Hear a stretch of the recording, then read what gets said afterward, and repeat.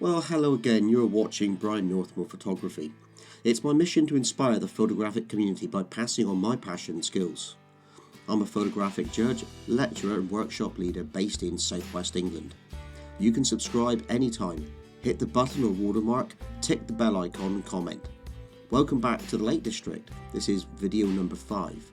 If you haven't seen the others, there's a link at the top of the screen now to the introductory video. I came to the Lake District with a plan to do about 3 wild camps. The weather would have other plans for me, but I did manage one night at Styhead Tarn. In this video I'm going to take you on a hike from Wasdale Head to Styhead Tarn and back. I'm going to wild camp and take photographs of the Tarn and Gable Beck. I hope I can show you the advantages of camping out on location, how easy it is and the great experience you can have. I know wild camping on location is definitely something I'll be doing again. Keep watching and find out more.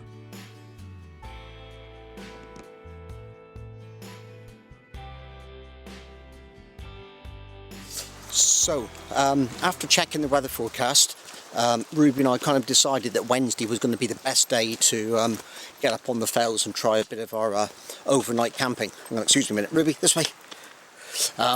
So we've just left site. It's just gone 4:30. And we've got about 3 miles to walk to get to our camping site for tonight. I don't know if we're going to be clouded in, if we're going to get any cover or not, if we're going to be able to see anything when we get up there. If it's not very good, we may decide to go down and stay a bit lower down or something, but we'll decide when we get up there. The route that I'm taking takes me from the campsite directly up towards Wasdale Head. Then eventually it takes me over to what's known as the Moses Trod path, and then we'll skirt around the bottom of the fells and eventually climb up to Styhead, which is we're going to stay tonight up at Styhead Tarn. So I'm allowing myself probably about 3 hours or so to actually do this walk today. That's incredibly slow. Yesterday I was making an average of about 2.68 miles an hour in reasonably flat country, so I would expect to do it a little bit quicker than that. But 3 hours, I'm not going to rush. That gets me up there for about 7:30, way before sunset. Enough time to get camp set up and hopefully get planned to do some shooting tonight as well. So I've just stopped for a few seconds along this track just to check our route, and my normal sort of vlogging camera is packed up, so I'm actually using my iPhone now with the camera attached to it. So I hope this is going to come out okay, and I hope the video quality is going to be okay for you. So we're carrying on along through this track, through those buildings, and basically into that big mountainous region you can see in the distance. Now I'll put a shot up later on which gives you an idea of the locations that we're heading to. So basically we're going to be stopping below Seathwaite Fell. Now right ahead of us, just above the clump of trees on the right, there is a path that winds its way up through to the tops, and that's basically what we're going to try and follow. It gets to a point where it looks a little bit dodgy and indistinct, so I'm just going to have a quick look with the binoculars just before I go up there, because there is a different route that I can take along the bottom if that track's failed. Sometimes, with landslips and slides and things, and things shift, so things do happen. So we'll have a check of that first, and then we'll see how we get on from there. The route through and beyond Wasdale Head is clear and well marked. A track can be seen rising from above the tree centre towards Seathwaite Fell. Styhead Tarn is to the left and below the fell, but out of shot from here. I'm always attracted to the water. I nearly stopped at the Gable Beck to take pictures, but I press on. I can stop on the way back in the morning.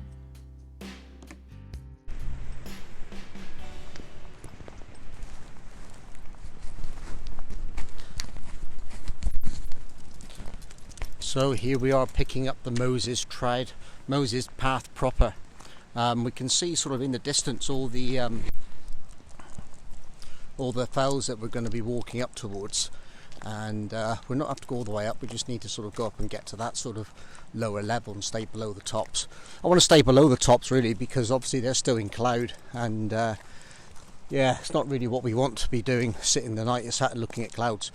So, well, not the inside of them anyway. Worryingly, it's just started to spit with rain a little bit, so hopefully that's just going to be a quick shower that blows over, and that'll be the end of it. I don't really want to make a habit of putting tents up in the rain like I did on my arrival day. Once again, I'm sorry if it's a lot of wind noise and you can't hear what's going on, but you know, we're seeing where we're going. Ruby seems to be in charge at the moment and leading the way. I stop at the top of the climb before rounding Toad Howe and dropping down to Styhead Tarn. It's always good on a walk to look back from where you have come. From here we look back along the Longingly Beck below Great Gable, Wasdale Fell with Wasdale Head dwarfed by Yew Barrow in the background. Well, here we are, and as if by magic, Styhead Tarn appears before us. And just listen, we've just dropped back down below the ridgeline a little bit and that wind is completely gone. Absolutely fantastic. Ruby's performed absolutely brilliantly on the walk up. There's even a little bit of blue sky, so I think we're going to get some fast moving scudding skies and things around. I'm going to head down, find a flatter spot a bit further down. I think the other side of, sort of like down there maybe. And yeah, then we're going to just sort of like see what what it brings, really. Okay, so well, this is home for the night. Not quite sure how we're all going to fit in this, but Ruby and I are going to be quite snug, shall we say. We won't be getting cold, let's put it that way. I'd like to say I have the place to myself, but I've counted 1, 2, 3, 4, 5 other tents. That might make photography a little bit challenging because some of them are really quite close to the water. But that's exactly what we're going to try and do now. And then we'll come back and we'll have a bit of tea in a minute after we've done a little bit of photography. So we just get something in the bag. And then, yeah, if I want to do a bit more later on, I can, because I'm up here for the night. It's not a bad spot, a little bit windy, but it's, yeah, when it's not gusting, it's really good. So we're going to see what we can do now.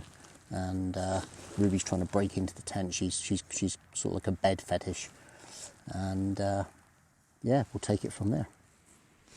So yeah, we've come down to the lake, and we're just down by the edge. It's probably about 8 o'clock at night. And we're getting a little bit of colour in the sky over there now. It's just reflecting nicely on the water. There's not a huge amount of focal points really, so I'm just kind of using that gap and just to lead your eye into. So I think it's going to be a nice image, but it's not going to be anything earth-shattering. But anyway, it's a photograph, and it's what we came up here to take. What I've done is I've decided to go for slow shutter speed and have those clouds sort of scuttling across the background, and also have the water pretty still and flat as well, and pick up on those colours. Maybe try it as a monochrome as well. What I've done to do that is I've had to do quite a lot of exposure bracketing, and I'll probably have to do a you know, sort of like an exposure blend, or maybe a HDR type image, very subtle, because I don't really like strong HDR inside Photoshop. And then when I do that, we'll get a better sort of overall balance of the exposure. So I'm just currently doing a very long exposure. I'm doing it in bold mode. I've just tried 1/60th of a second. I've just gone up a stop, which is basically 120. And I'm just going to do the last final one again. I'm going to do one at 45 seconds, one at 30 seconds, and just to get that sky as dark as I can, but I want as much movement in the sky as possible. So we're just knocking those off as we're doing it, and then we'll go back to the tent and we'll be having our tea. There we go, 45 seconds. Don't think we'll need to do anything else with that sky. I quite like that. We'll try it 30 seconds, then we'll call it a day. So final 30-second exposure, and then we'll pack up, and we're going to have a brew, and we're going to have our tea.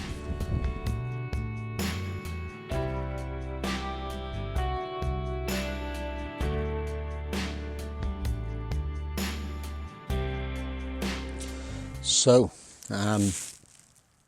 photography's done for the day, I think.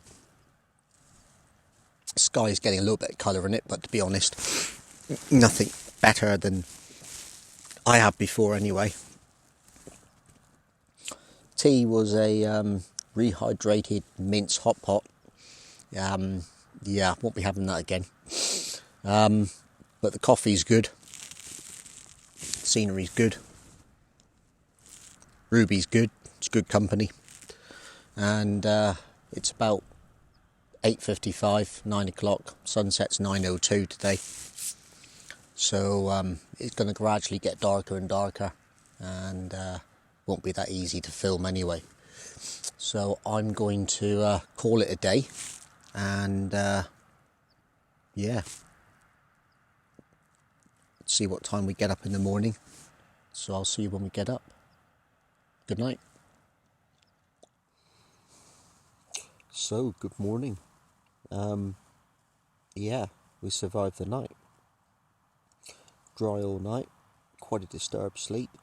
Not too windy, just thinking about lots of different bits and pieces and things that I wanted to do. It is quite cramped and quite small in here. I guess that didn't help much, but not so much that I couldn't get comfortable. Main issue was my brain was just racing, thinking about different things to do. So it's 5:45, and we actually woke up about 5:15, so I've been awake about half an hour now, and it's rained 2 or 3 times on and off, only drizzle, but it's still done it. So we've just been laying here, just making the most of it,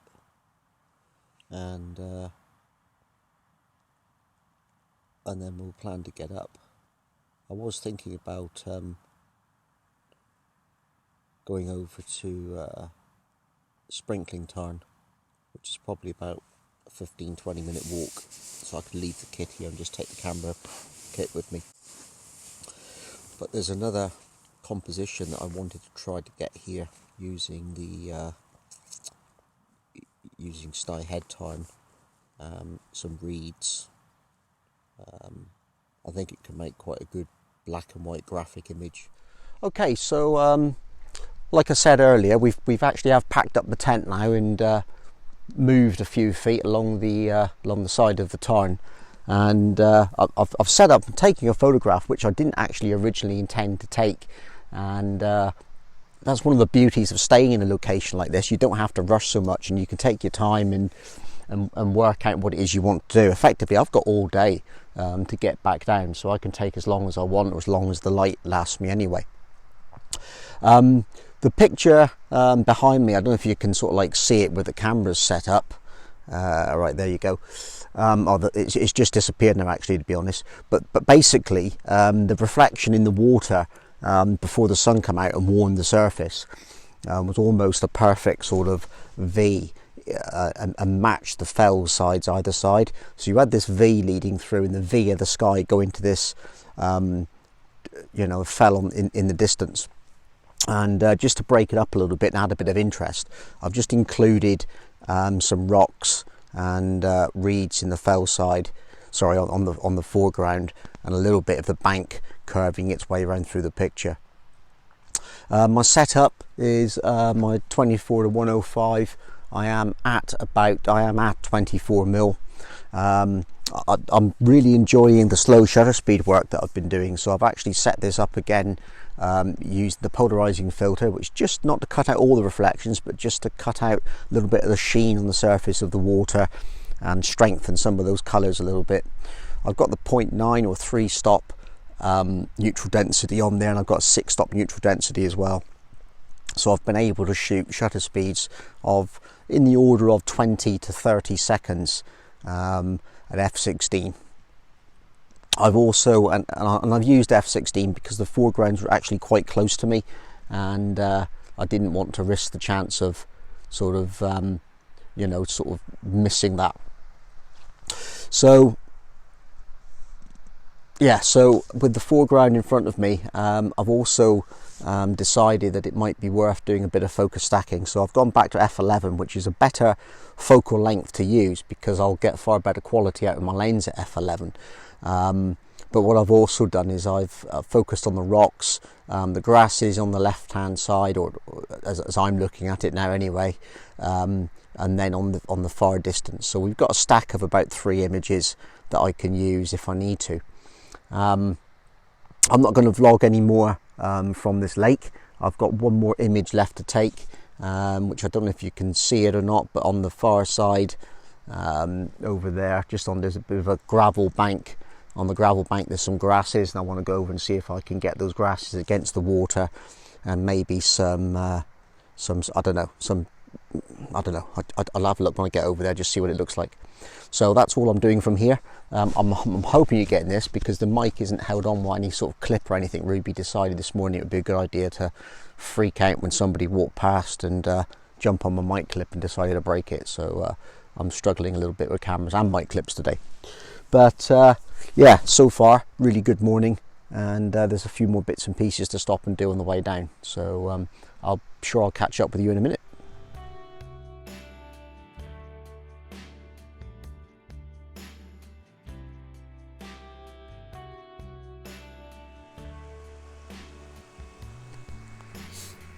I couldn't help but stop at the Gable Beck on the way down.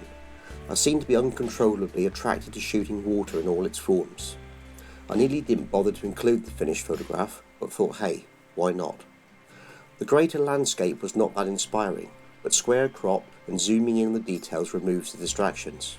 I picked rocks with some different tones in them, looked for a flow of water through the frame, and voila, with a little processing magic and a vignette, a pleasing image.